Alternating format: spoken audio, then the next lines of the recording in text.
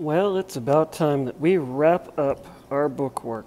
So if you're on pace for chapter 21 questions, so it's way down here because we've been doing it for a few days, that means that you are ready to do slide 5. Plenty of you are up and ahead on this.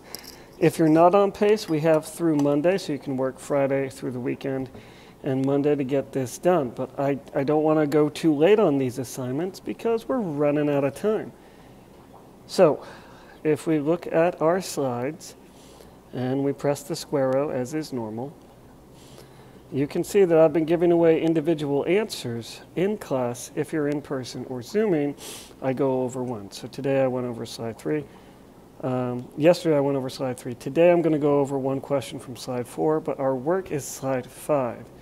We can open the link on the title there, and that will open the website page, or we can open the link here and that will open the PDF. The same things are back in Google Classroom. These are the same links. So the second from the bottom is the PDF, and the third from the bottom is the old clothes may soon be recycled. So this is actually 2 articles, so it starts here. And if we read, why do we get rid of clothes and how many textiles are discarded? We need a number on those how many. That's pretty easy. How much? That's kind of a fraction. How much clothing is discarded? How much is an increase since the 90s? So we're looking for 1990 on that one.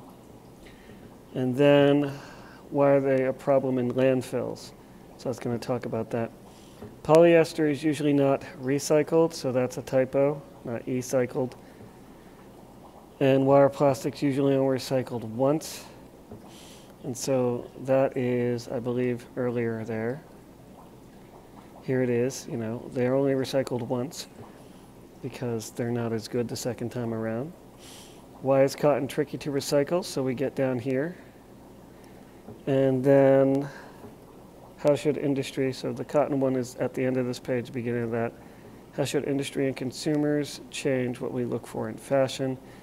That's the last paragraph. This video is related. It talks about what happens to a t-shirt if we just get rid of it in the regular way. And you could tap that link and open that link to go straight to YouTube on that. And again, to reiterate, we are running out of time. Well, we're going to leave that. And on my website, if you want to see how much time we have, we go to Schedules. And there's 2 ways to look at this. The countdown clock, which is in red there, it's thinking. The countdown clock is weekends and school days. But we have, next week, we have 5 days. And then we have 2.5 days in June, and that's it. Because Monday, May 31st, we're off.